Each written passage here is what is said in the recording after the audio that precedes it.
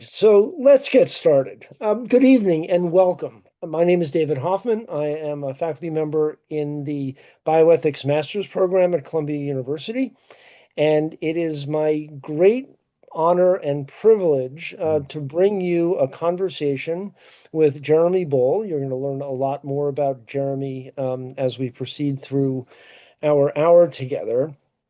But what our purpose is tonight is to peel away some of the misconceptions about the complexity of implementing a medical aid in dying law.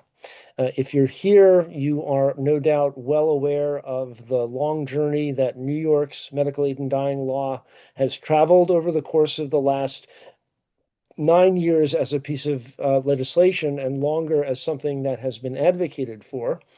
And simultaneously, and quite coincidentally, the state of Illinois also passed their version of a medical aid in dying law, and that is awaiting signature from their governor, just as New York's bill is waiting for a signature from Governor Hochul.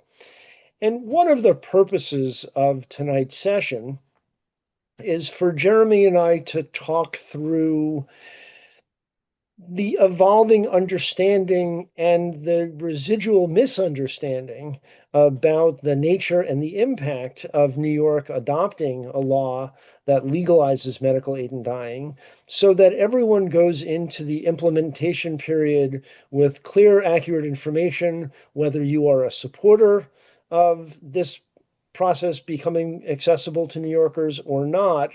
It's really important that we all understand what the ground rules are. So this is the first in a three-part series that I'm putting on through Columbia University. The next will be on January 17th. I'll say more about that at the end of the program. That'll be a discussion about the institutional responsibilities for organizations, healthcare organizations, that decide that they don't want to be part of the medical assistance in dying provider community, and the provisions in the law that specifically outline what kinds of notifications and policies and procedures have to be put in place. And then finally, in January, we'll do a third larger program about how healthcare organizations should go about putting in place mechanisms for recognizing the right of conscientious objection of individual practitioners. So that's our three-part start to the discussion about implementation of medical aid in dying. And of course, today is an auspicious occasion for Jeremy and I to be talking about this because word leaked out through the Gothamist that the governor has identified 5 chapter amendments, modifications, tweaks to the law that she would like to see in connection with her signing this piece of legislation. So, Jeremy, I will give you the briefest introduction because I really want you to present yourself to our audience tonight and future audiences. But what you all need to know as a starting point is that Jeremy comes to these discussions with the most important and varied set of perspectives. The first being as a physician and a practitioner, and we're going to learn more about his journey into palliative care. The second is his experience as a healthcare administrator, as a medical director at major health systems, and how big healthcare organizations deal with these somewhat divisive and at least complicated policy issues in the advancement of the scope of practice. And third, of course, his experience as a patient. And you'll hear more about that as we get into our discussion. So, Jeremy, welcome and thank you so much for agreeing to sit down and have this virtual fireside chat. I'd like for you to start and tell us all about how hospice and end of life care found its way into your life from whatever moment you first learned that there was such a thing as hospice. You bet, David. And by the way, it's just an honor to participate in this discussion with you, and I'm grateful for everybody who's tuned in and who sees this in the future. Going way back to when I was a medical student in Wisconsin, It was at the height of the HIV epidemic, and I wasn't seeing as much HIV as I felt I should see, during what was at the time, the epidemic of my generation. And so I ended up doing an elective rotation at UCSF in San Francisco, at San Francisco General on what they call their AIDS ward, Ward 5B. And, you know, I, I was immersed in an environment where all the patients that were on the unit were dying. And most of the people who were caring for them were also HIV positive. And there were no effective treatments at the time.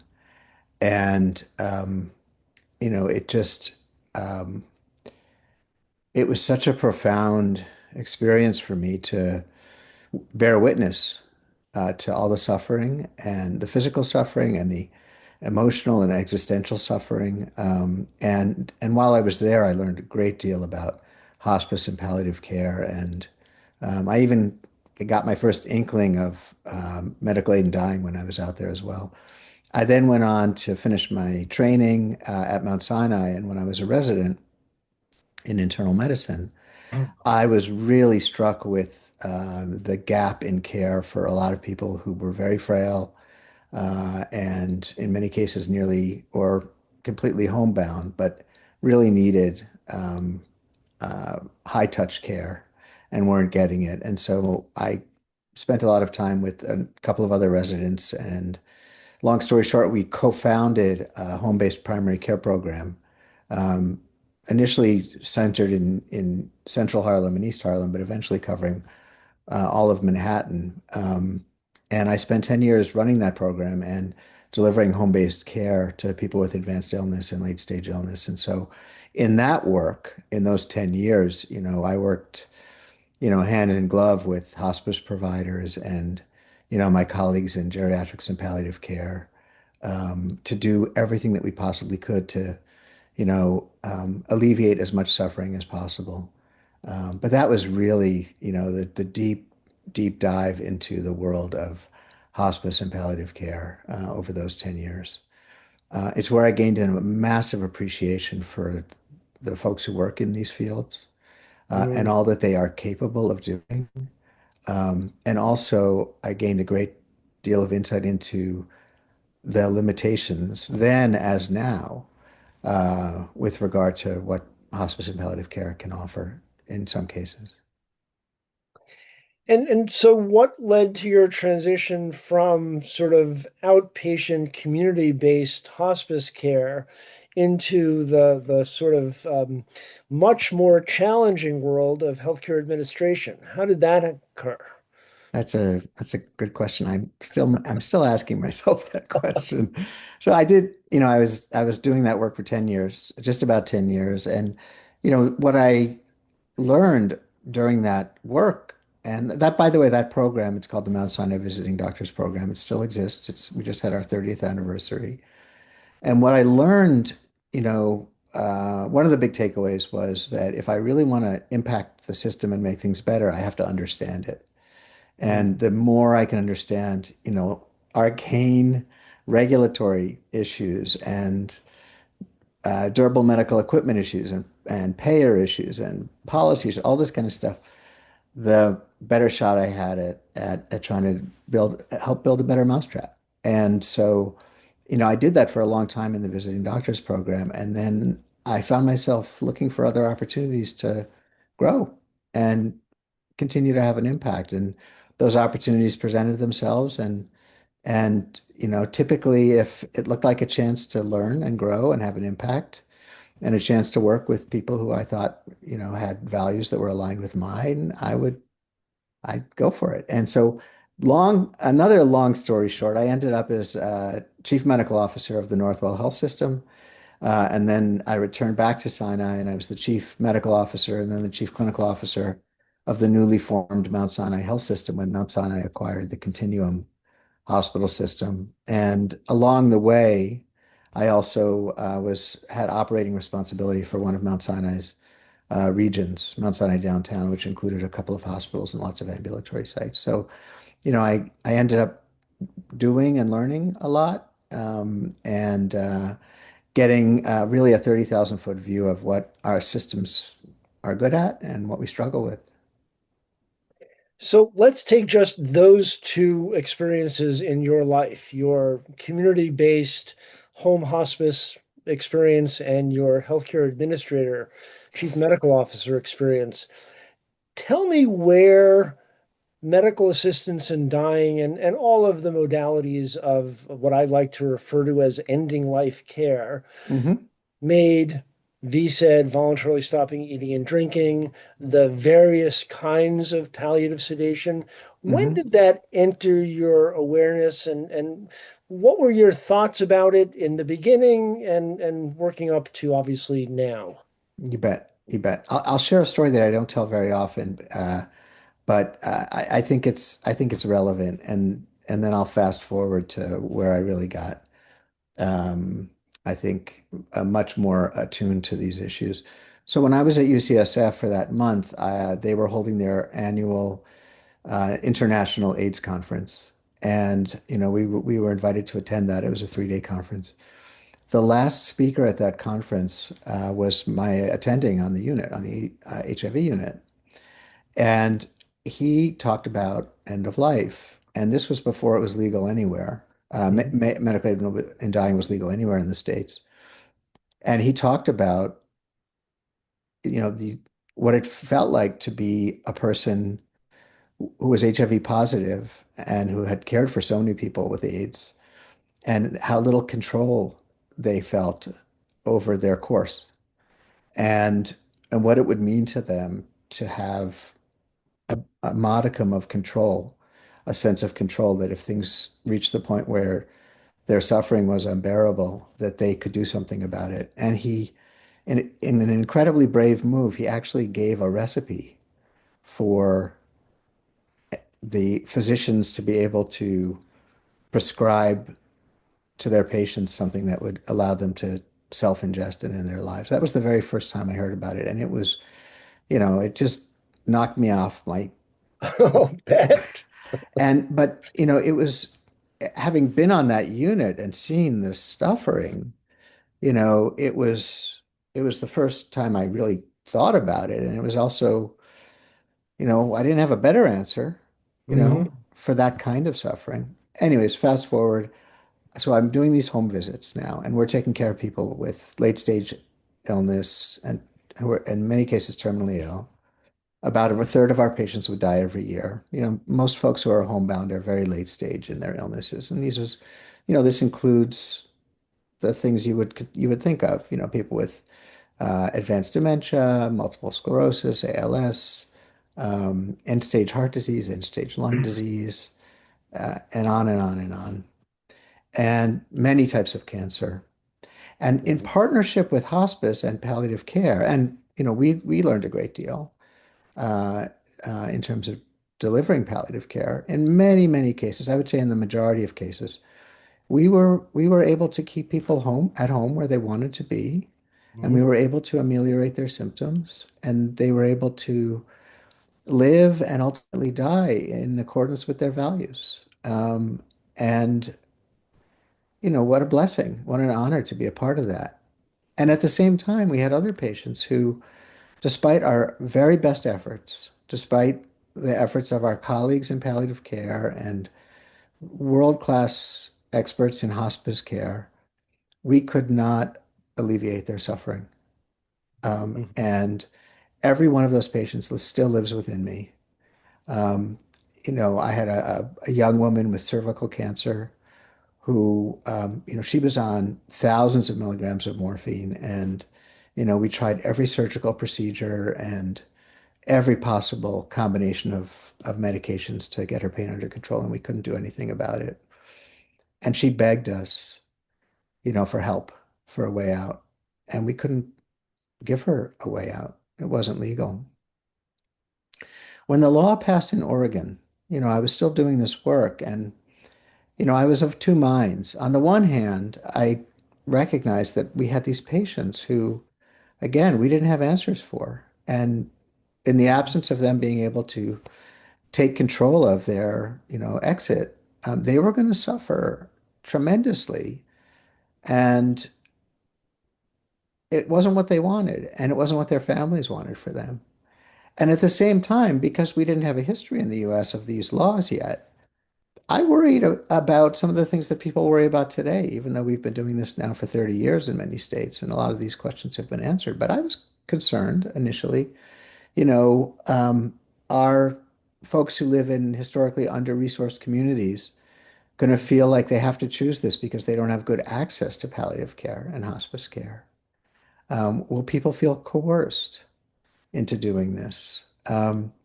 Will the incredibly tight rules around who is eligible for medical aid in dying, will they be expanded? Will there be a slippery slope to include, people who aren't terminal, maybe who are disabled but not terminal, or people who have tremendous suffering due to mental illness but are not terminal?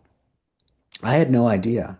So I watched with a combination of curiosity and concern and a little bit of hope as well. And what I saw over many years and now decades is that none of those fears ever came to pass in Oregon or any of the other states. And so, I was heartened, tremendously heartened by that. And again, knowing what I know as a provider of palliative care and care to people with terminal illness, as a healthcare executive, in 2025, knowing what we still struggle to do, and now as somebody who's living with ALS, who was diagnosed 2 years ago, I feel even more strongly that these laws are robust, they're safe, and they're incredibly important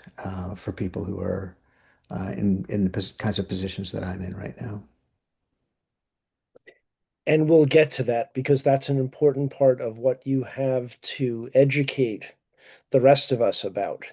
But I want to stay with those early moments because I think this is important for lots of Sure. people who lack the historical perspective you have. So hospice started, sometime depending on where you were, East Coast, West Coast, in the early to mid 70s, and the sort of guidestone was hospice neither accelerates nor delays death. And how did you feel about that as the sort of founding principle when you got involved in hospice many, many years later? When by the time I was involved in hospice and caring for people in the home, um, I think that the dominant mindset um, Mhm, had shifted a little bit, and and I think the dominant mindset was that um, you know hospice and palliative care and the work that we were doing, was squarely focused on relieving suffering, mhm, and as long as the patients had decisional capacity. Um, and we were at the point where the amount of medication needed to keep somebody comfortable and out of severe pain also was high enough to potentially end their life. And they chose that we had no moral quandary whatsoever with that. And, I think, again, that's, for ethicists to debate, but I think it's a pretty, um, I think we're on pretty solid ground at this point, in Yeah, terms that's the of double effect, which, that's right. even the most vehement opposition to medical aid in dying recognizes as part of good medical practice. Right, correct. So for us, living in the trenches, we really didn't have a lot of conflict with regard to just doing the right thing, and that didn't mean euthanasia. It didn't mean, a patient saying, I'm ready to go, turn it up, doc. It meant, you know, I'm still, gasping for air and I'm drowsy and, I don't want to gasp for air anymore. I don't want to, be in this kind of pain, this kind of agony anymore. And I understand the risks. And, I what's most important to me is that I'm comfortable. So it really wasn't much of a conflict for us whatsoever. And in fact, I think, in the confines of the home, when you're with the hospice provider and the family and the patient, and you've got a continuity of experience with them. So it's not like you're meeting them for the first time and having these discussions, but, we've been taking care of them for weeks, months, sometimes years. It's, it's easier to sort of feel a sense of alignment. This is consistent with their values. They've brought this up multiple times. Their family has been present for these dialogues. So it was very different than some of the scenarios that we see where, again, somebody just shows up in the emergency room. It's the first time a provider is seeing them and, they're in, horrible pain. And how do you deal with that if there's a concern about possibly over medicating somebody? Right. You're working through an established relationship. Yeah. One of the things that I find most frustrating about arguments from people who are opposed to legalization of medical assistance in dying for any number of reasons is this notion that patients are going to show up at a doctor's office and walk out a half hour later with a prescription that they can use for, DDMAPH Mm. and end their lives before the end of the day. What do you say to people who have those kinds of concerns? I would say that, I'm great. First of all, I'm grateful that people do have concerns. Hmm. Life is precious, and this is a really big deal. Um, and so, um, I don't view folks who have concerns, those concerns or other concerns, in any way as opponents, Hmm. with regard to, where we sit on medical aid and dying and the like. But what I am comforted by is 3 decades of data. It's just this. We're not the first state. If we were the first state, I'd be scratching my chin a little bit. Hmm. But we have so much data, and if we're really going to be evidence-based, the evidence is incontrovertible that never happens. This Hmm. is always, in all cases, even again when it's a patient who has a relatively short terminal illness Hmm. and they seek this out, it's always a process. It's always thoughtful, and there's multiple conversations and there's dialogue and there's discussions of risks and benefits and there's, capacity assessment by those physicians, and there's time, there's time to change minds and at the end of the day, the patient ultimately, they have to self-administer as you know, and as I think most people on the call know. So the lived reality of this over 3 decades is that never happens. And what's interesting to me is that, and I get it, the folks who really are uncomfortable with this, will frequently cite the experience in other countries Hmm. as evidence for why this is dangerous and a potential slippery slope. And in this particular case, we have the most robust data, Hmm. and for, as I said, for more than a quarter of a century that we can look at, and that none of those things have ever happened. And that's, I think, largely because, this is a legislative Hmm. process in the United States, which means it follows the will of the people in that state. And, what are they comfortable with, rather than, say, Canada, where, the courts made a decision about, fundamental rights and the like. So, well, those concerns, again, up against 30 years of evidence, I think, ultimately haven't been borne out. I find myself in the discussions that I have, and you have the same kinds of discussions. I find myself saying over and over again, I love Canada, but we are not Canada and never will be. We have an entirely different approach to medical assistance in dying. Yeah. So now let's turn to your experience at Northwell and at Mount Sinai. What are your thoughts about how institutions should go about approaching a policy and an institutional set of values around end of life care, hospice, and ending life care, including medical aid in dying? Yeah, thank you for raising that.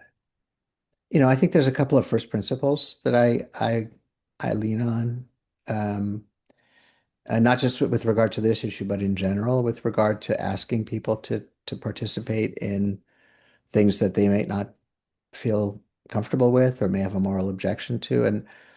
And I would say the foundational first principle for me is that I think it's a very, very dangerous thing for us to force people to do things that they think are morally wrong.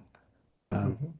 and um, and we never should need to do that. And history is replete with examples of people being forced to do things that they thought were morally wrong until that thing suddenly, becomes normative. And, it's only through the lens of history that we look back and say, how could we have ever allowed that to happen? So I think we have to be incredibly respectful of people's individual beliefs. So that's principle number one. I'd say principle number two is that we have a well-worn path for how we turn laws into regulations into care. Hmm. And we don't have to reinvent that wheel either. It works really well. The state passes the law, the Department of Health looks at the law and figures out how they're Hmm. going to make sure that, that the regulatory framework and environment, meets the letter of the law. And then as practitioners and hospitals, we go forth and practice. And so I would say, big picture for hospitals and health systems that are thinking about this in New York State, you know, uh, a couple of kind of headlines. A big headline is I would think light touch rather than heavy touch. Hmm. This is another law, it's another set of regulations. Health systems don't need to build up a giant armamentarium of checks and balances. They're built into the law. They're built into the regs. And so, follow the regs. Hmm. And so that's number one. Um, and I would say number two is to, create an environment where two things are easy at the same time. One thing that's easy is for people to opt out Hmm. if they're not comfortable with this. No retribution, no retaliation, no shaming, no nothing. And then the other thing is to make it super easy for people to navigate to providers who are willing to participate. Um, and in other states, as we've learned, in many cases, it's a relatively small number of providers who, it's a bit of a calling for them. I think a little bit about, elective termination of pregnancy and, um, there are folks who really, it's really important to them that women have access. And it tends to play out in a similar way with medical aid and dying. Hmm. So, I think just as a general framework, I think, do what you normally do, follow the regs, make it easy for people to find the care if they need it, and make it easy for people to opt out if they don't want to participate. We have been participating in a group with actually I see the names of the people who are joining us this evening, many of our colleagues in our ad hoc implementation group under the leadership of End of Life Choices New York and the newly renamed Academy of Aid and Dying Medicine. Uh, and yet, I know you've had conversations with colleagues who are in a bit of a tizzy, maybe even a panic over what to do to get this going, and that they're not going to be ready. So, Yeah. tell all of us what you're telling your colleagues who know that you have unique perspectives on these questions, and how do you put their minds at ease? It's a great question. I do my best. I don't always succeed. This is a tough one, because I think, again, I don't think it's a surprise to anybody, but in our culture, we don't really deal with death and dying until It's right in front of us, and then we act surprised. My mom and dad, they're still alive. They're in their 80s, and talking to my folks recently, and they were just really overwrought because a friend of theirs, just passed away, and I thought to myself, well, what did you expect to happen? He was in his mid 90s, and I don't know. I mean, this is kind of how it works, but it's just not how we think in the US. And so, a lot of the initial reaction that I experience, and this includes when I was doing, care in the home, and includes that when I was a healthcare executive, and certainly includes now when I'm advocating for, this work. A lot of the initial reaction is visceral. Mm.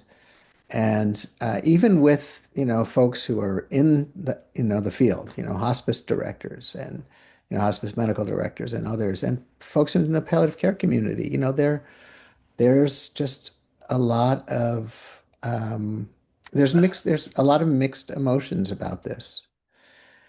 And so first and foremost, I think, I try to give people a chance to let it out. Hmm. Just let it out. What is it that's concerning you about this? So that we can kind of have a foundational place to start from. And then there's a huge opportunity to educate folks around, the reality of it, how rarely this is used in other states, how this really isn't an issue or a problem that Hmm. needs to be solved. That the providers are going to come forward, who want to participate in this, and there will be pharmacies that want to and are willing to. And the vast majority of people who avail themselves of this are not in hospitals. And so, the idea is just to try to help folks take a deep breath and recognize that, this isn't, I think sometimes there's an assumption made that there's going to be a mass, arrival at the doors of the hospital. All these people, demanding medical aid and dying. And so we have to get over that initial reaction, I think, first. And then, again, try to share the reality of it, the facts, as we know them, and then direct people to the resources that are going to help them. And so, as David said, End of Life Choices New York and the Academy of Aid and Dying Medicine, these folks are working really, really, really hard to put together materials that will make it easy for clinicians, for death doulas, for hospice staff, for doctors, for others, nurses to really get grounded in what this is, what it isn't, what are the requirements, who do you call if you have a question? A lot of this is about kind of just-in-time learning. I just had a patient ask me about this, and I what do I do? Where do I go? That kind of stuff. So the resources are going to be there. And I think the more we can do to direct people to those and to get, some of our statewide professional organizations to endorse and support, those materials. So as an example, the New York State, I'm going to get the name wrong, but Society of Health System Pharmacists, maybe that Hmm. is the right name. They have a position statement saying that they, support the right of their pharmacists to participate in this or not participate in this. And, eventually I'm hoping that they're probably going to have pharmacists turn to them and say, I need to know more about this. I'm getting asked about it. And, I'm hoping that, we'll get to the point where they say, that's not a problem at all. We have a relationship with End of Life Choices New York and the Academy of Aid and Dying Medicine, and here's where the curricular materials are, and we've reviewed them, and we're in agreement with, their guidelines. And so the more that we can get these professional associations and other societies and associations to, kind of cross endorse, um, the protocols, the procedures, the helplines, the things like that, the more trusting people will be of them. Absolutely. And I guess if there's one message that you and I both want this audience and future audiences to take away from tonight's discussion, there are people like you and I, and End of Life Choices New York, and the Academy of Aid and Dying Medicine, more than ready and very willing to help in any way you need. Yeah. And I think to the extent that we can repeat that message over and over again, we will make this implementation and transition process good for everyone, good for Yeah. the institutions and clinicians who want to be involved and for those who don't. Agreed. Yeah. So let's turn to the myth or the assertion that we actually don't need medical aid in dying. Because if we just had adequate palliative care resources and if everyone had access to excellent hospice care, uh, there's no patient who can't be taken care of with something short of medical aid in dying, i.e., DDMAPH, up to and including palliative sedation to unconsciousness with suspension of assisted feeding. How do you respond to that? Yeah, it's a really good question, and I have to ground my answer in the absolute imperative that we increase access to hospice and palliative care. Mhm, That's that is imperative. For every one person that avails themselves of medical aid in dying, there will be scores of people who won't need it if they have great access to palliative care and hospice care. And New York is I think near last or dead last, maybe even in hospice utilization. And we have a lot of work to do, all of us, to make that, easily accessible. Some of it, I mean, there's a lot of reasons behind why, we have such low utilization here, but that's a really important job. And passing medical aid and dying doesn't fix that. Although we know in states where medical aid and dying has been passed, hospice and palliative care utilization actually goes up rather than mhm, down. And it appears to be because patients feel more agency in being able to say to a doctor, I think I might want to, participate in MAiD at some point if my suffering gets too much. And what an opportunity for the doctor or the nurse or the nurse practitioner, or could be anybody, to say, well, let's talk more about that. What are your concerns? And you know what? Have you heard about hospice? And have you thought about, maybe we could get you to a palliative care doctor, to work with you. And so it ends up being a gateway in a lot of ways to expansion of those services. So that's absolutely vital that we don't lose track of that.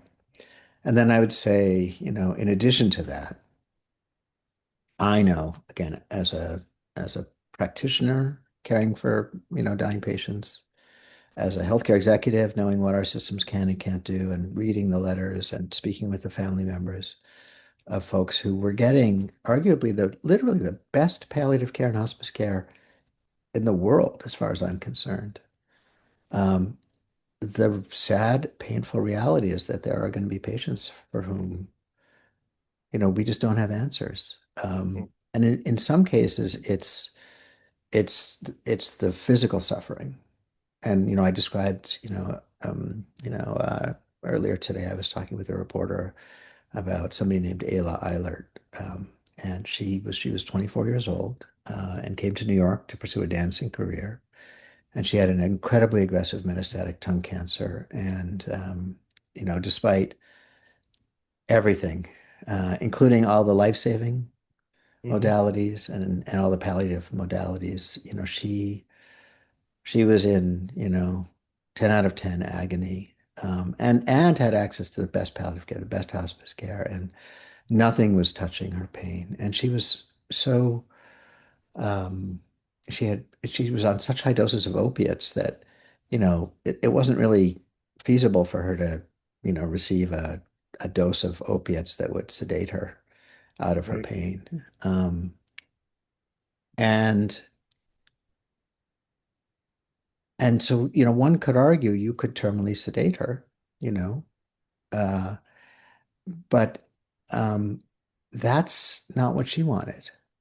Mhm, Um, and terminal sedation is a very extreme measure, and it's it doesn't answer um, the challenge of, patients like Ayla and other people who have, particular types of physical suffering.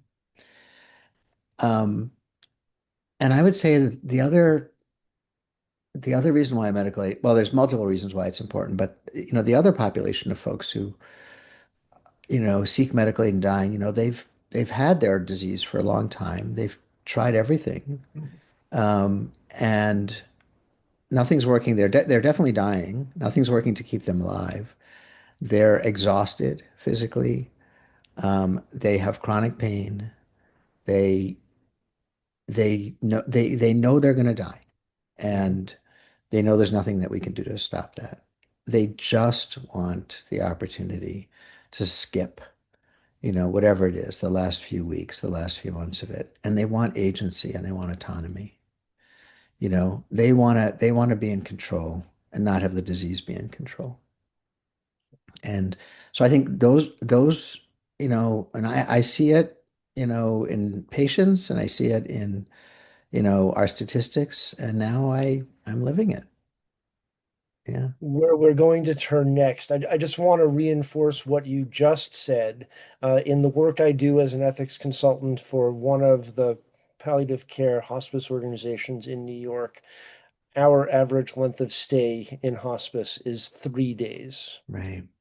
And my hope is that with the legalization of medical aid in dying in New York, more patients will come forward and engage with the system sooner, and we can direct them immediately into hospice.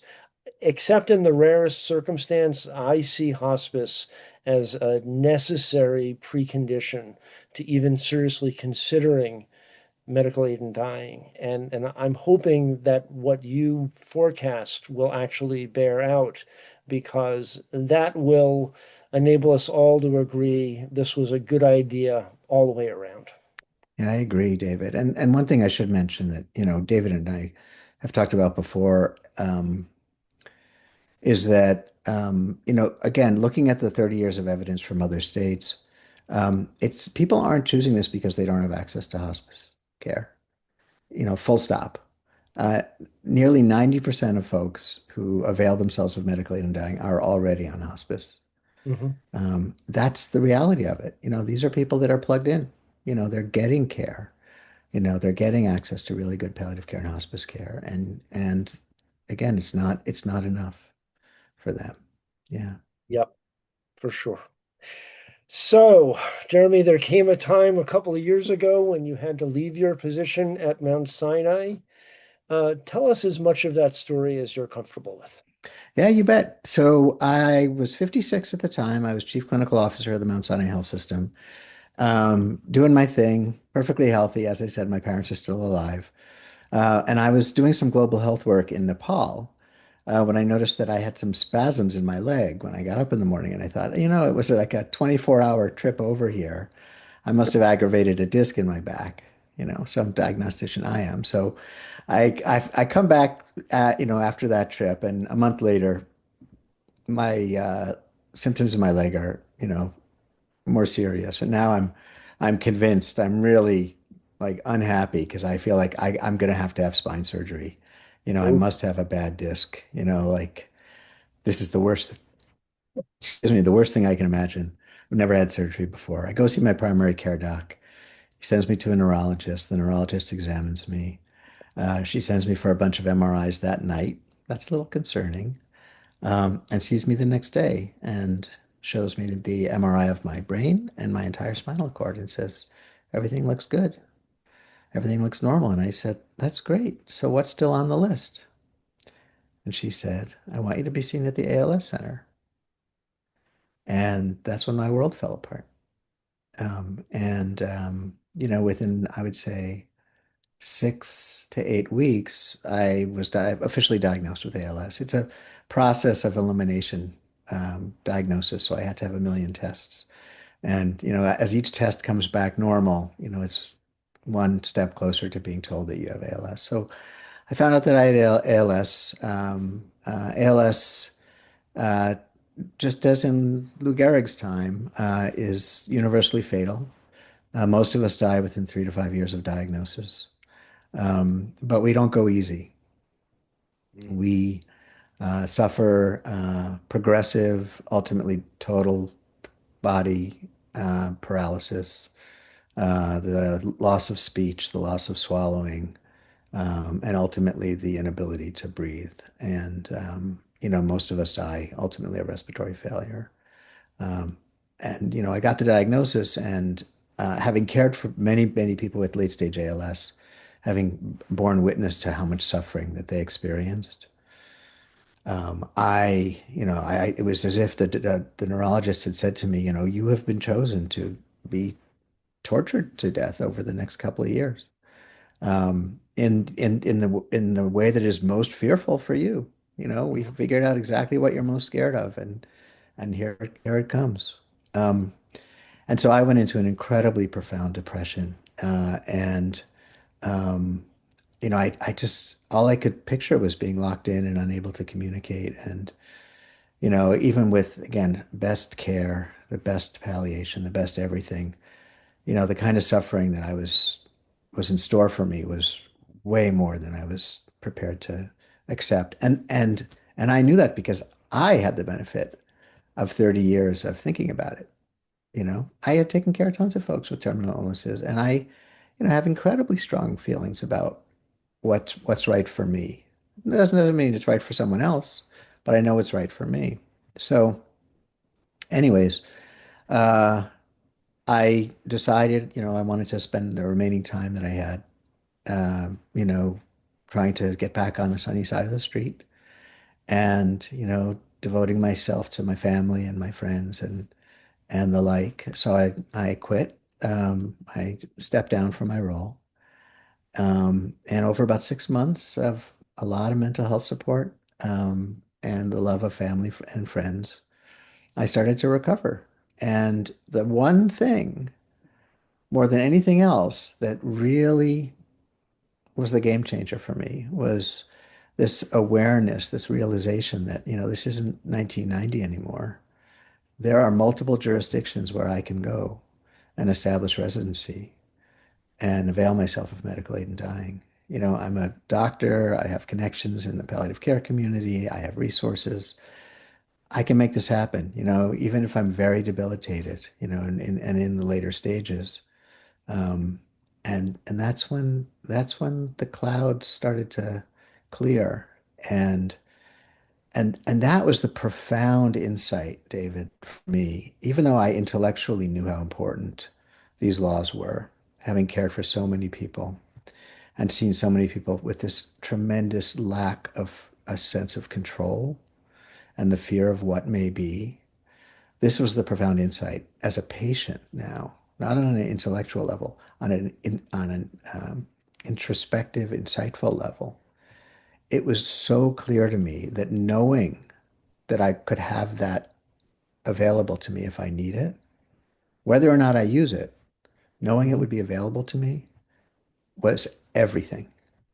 Having a sense of agency, of control, allowed me to get back to living because, I could decide when enough was enough. Yeah. So let me ask a hard question that I know you'll be able to handle better now than you could have 6 months ago. Yeah. If medical aid in dying wasn't accessible to you, what, as a physician, would you imagine you as a patient would have available as a way of dealing with the end stage of ALS? That's a great question. Well, I went down the list, um, because I was determined to, have some sense of control, and I didn't like any of my options. They Mm. all stink, in the absence of medical aid and dying. But, one of them was going to stink less than the others. So, I thought through voluntary stopping of eating and drinking. I talked to my physicians, people, very close friends who, Yeah. were assuming responsibility for my care when I got my diagnosis. I talked to them about, would they be willing to, sedate the heck out of me while my family watches me starve to death over, 2 to 3 weeks because my organs are fine and I'm not going to go quick. And while Hmm. I become delirious and, that's the final memory that they have of me. Um, I thought about illegal methods of taking my own life. I thought about going to Switzerland. Um, uh, and,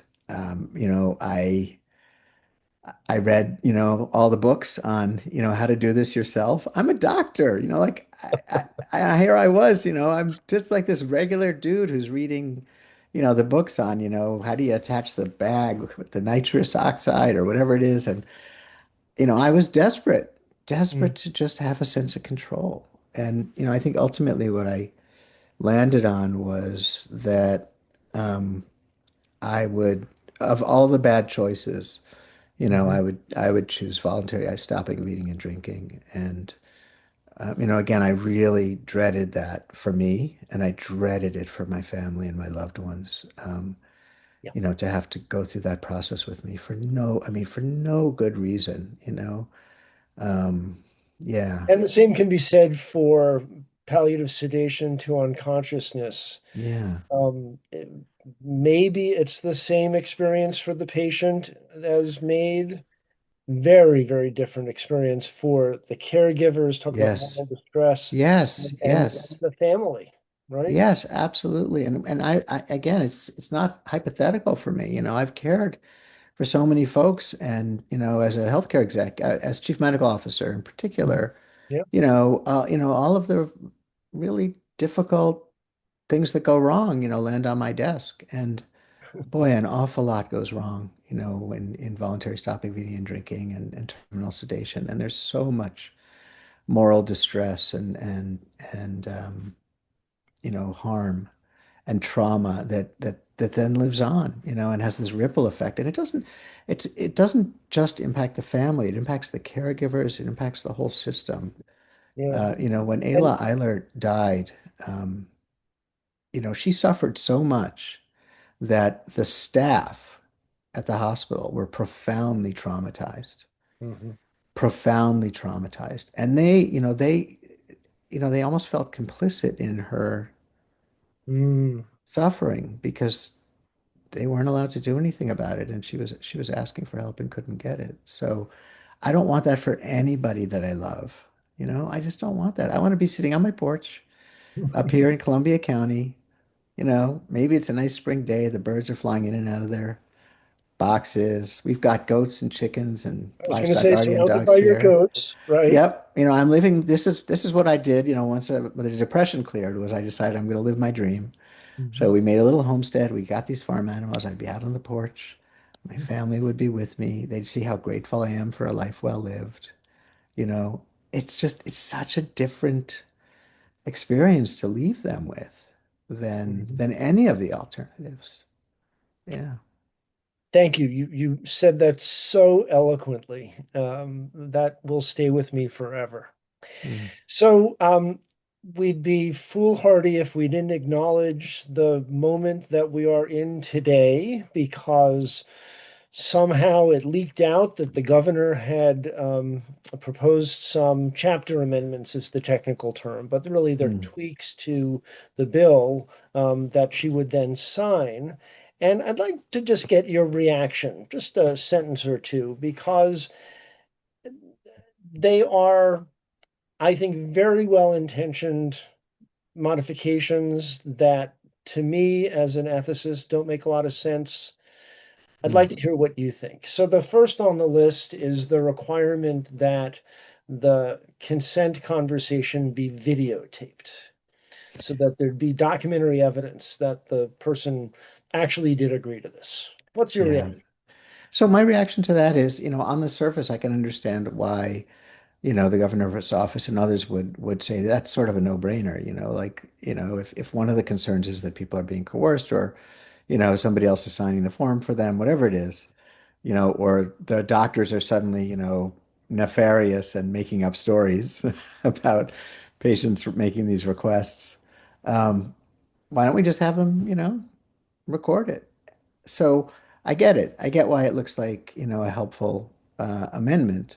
Um, I think the problem with it is that, most people who are in the terminal phase of their illness, they're physically very different than they are, when they were healthy, and they're in extremis in many cases. And the last thing that they want in the entire world is to have some permanent record of their state that might leak, that their families might see, or their friends, or even the public might get their hands on it. I mean, the idea of having to do that for me is not an issue. I'm fine doing it, but I can think of so many people and so many communities where that would just feel so degrading, so dehumanizing, and terrifying, that I think it's going to create a barrier. So that's my thought about it. And again, because we have 30 years of history and we have not a single documented case of, what this would be designed to prevent.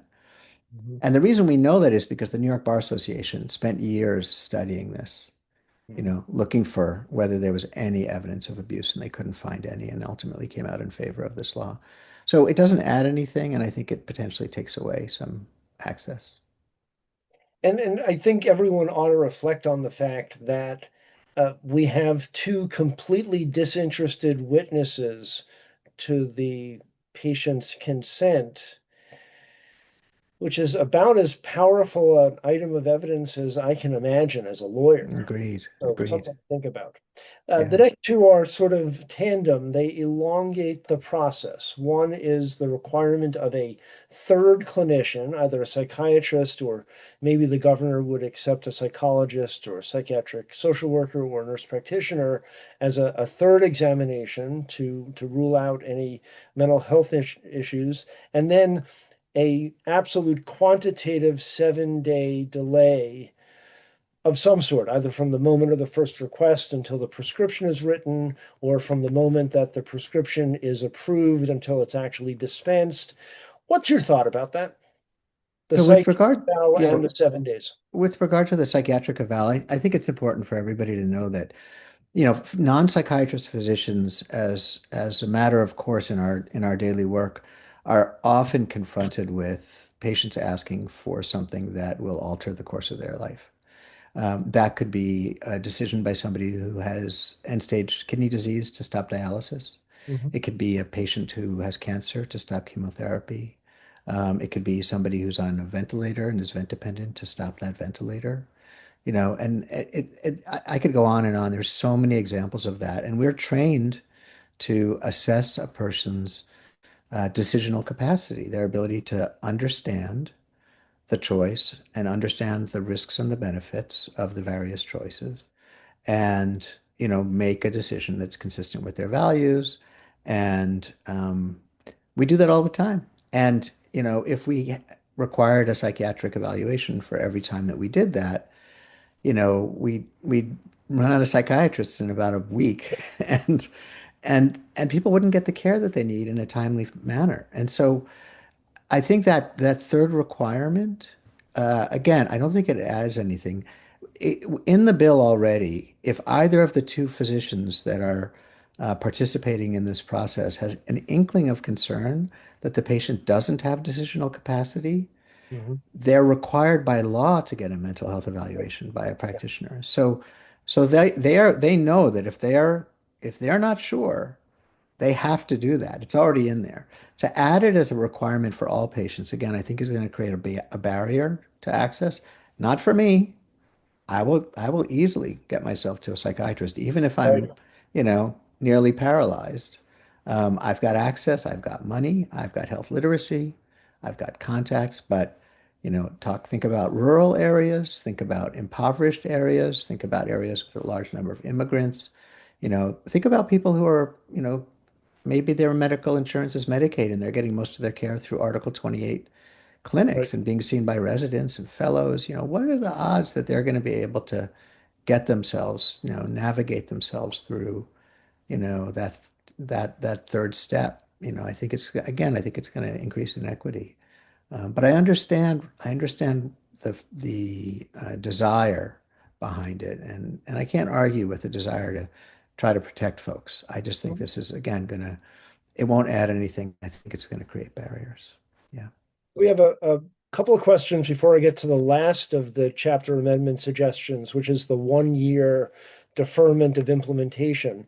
But there's a question about just why is it, you think, that we have such a low rate of hospice utilization? And what do you think that does to the medical aid and dying discussion?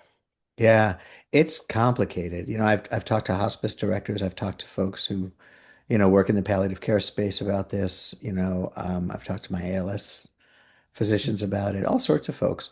I think it's very complicated. One of it is that New York State, we're a very high healthcare utilization state compared with the average state, which means that we treat and we treat and we treat and we treat. It's just built into our mental model. It's like they say, the water we swim in. So, when I moved here from Minnesota, I did most of my training in Wisconsin and Minnesota. And when I moved here to New York, I was surprised, Mhm. to put it mildly, at, just how aggressive we are in general in, just denying the reality of dying and death and just keep going. And so I think that's part of it. I would say that's a lot of it. I also think, we are a very generous state, by statewide standards in terms of our Medicaid benefits. So, it's relatively easier here than in a number of states to get home health aid hours, home Yeah. attendant hours. And a lot of folks choose hospice because it gives them access to, some home attendant care.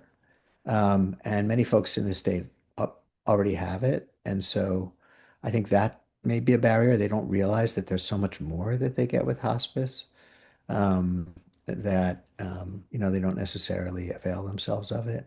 Um, but I think it's, and David, you probably have another five reasons that I haven't thought of. I think it's very complicated. I think it's very, very much embedded in our culture of overtreatment. Um, We yeah. are, one of our biggest exports in New York City is doctors, right? We have more medical schools per square mile than I think anywhere else in the world. And that's something we need to come to grips with, Yeah, not on the backs of patients who are suffering, especially from one of the five major diagnoses that lead people to medical aid and dying. I would agree. One of our colleagues from our implementation group asks an excellent question for which there's no answer, but it's worth raising anyway. Is the governor talking about a mental health evaluation for capacity or for the presence or absence of mental illness? Recognizing that people with mental illness can have decisional capacity and have a terminal illness Very much and be so. suffering. And I would say we need to get to the bottom of that question. And Yes, that's part of the discussion that our implementation group is engaging in with the governor's office. Because if the objective is just to diagnose whether there is a mental illness present, well, Jeremy, as you have demonstrated tonight, the notion that someone who learns that they have ALS doesn't fall into a depression, that would be a surprise, right? I agree. Agreed. Yeah, yeah. And there was one more question about where did it go? Um, oh, that was that question, right? Access to palliative care generally in a home setting. Is that, from your experience, a real alternative? Palliative sedation, excuse me, not palliative care. Palliative sedation to unconsciousness in a home setting. Can you imagine that? I think it's incredibly, incredibly difficult to line up all the ducks. And I know there are folks on here who know this, chapter and verse, who work in hospice and the like. But it is not, remotely realistic that the vast majority of people who, if they didn't have access to MAiD, wanted palliative sedation, could get it. It's just not realistic, and certainly not in the home, where the vast majority of people, would prefer to die. Yeah. All right, so we've run a few minutes over, but I'm glad we have. My final question. What is your message to all of your hospice colleagues who may be nervous that they're not going to be ready and that they need a year to get ready for implementation? Mm. What can you say to them? Well, first of all, I love you. That's the first thing I want to say to you. I mean, you're all going straight to heaven. The amount, the burden of suffering that you collectively in hospice and palliative care, relieve, even in one day, is just awe-inspiring, and you carry so much, and your willingness to meet patients where they are, and not turn away from the tough questions and the like is that's what inspires me. A lot of it is what really keeps me going and wanting to contribute. So mostly it's just a huge thank you to the hospice and palliative care community. Um, I think that even if the law was enacted without any implementation hold, Hmm. I don't see that there's going to be a rush to for people to, there's not going to be a backlog of folks who are demanding this. I think, what I expect would happen if there was no implementation hold is that, you know, if I were working in a hospice and the question came up, I talked to, my boss, or they talked to the medical director, maybe that person would pick up the phone and, call End of Life Choices New York, and Hmm. maybe they'd get connected to, somebody in another state who can give them a little guidance, about, what this looks like, how it works. It's going to take time for us to, find pharmacies that, are interested in compounding these medications. And, we're gonna go, I think we have to just, whatever the period we have, whether there's no implementation, gap, or there is, as I mentioned in another forum, I think this is like crossing a river by feeling for stones. Hmm. That's what we're going to have to do. We're going to have to take our time with it. And when somebody asks the question, and says, "Hey, this is something I think I might be interested in. I think if we just are willing to do what hospice and palliative care does best, better Hmm. than any other specialty, which is to really just be there with Hmm. that patient and show up and listen, and we're gonna be fine, and we'll find our way through at the end of the day." And that is a wonderful place to end this conversation, but not our conversations, and certainly not the work we have to do. I would like to share my closing thought for our audience tonight and audiences in the future, that if you are a caregiver or a administrator or anyone tied to the provision of palliative care, hospice care, end of life care, ending life care, and you're feeling like you have questions that haven't been answered, reach out to End of Life Choices New York. They will get you to someone. Maybe it's Jeremy, maybe it's me, maybe it's any one of the dozens of people who are on our session tonight. We will get you answers and help. And there is always, always 24/7, 365, someone available to hold your hand. And with that, I will say good night to all of you and thank you for joining us. And mostly, of course, thank you to you, Jeremy. And Thank you, David. It's forward, an honor. Yeah. I'm looking forward to seeing you at the bill signing. Me too. Me too. Me too. Good night, all.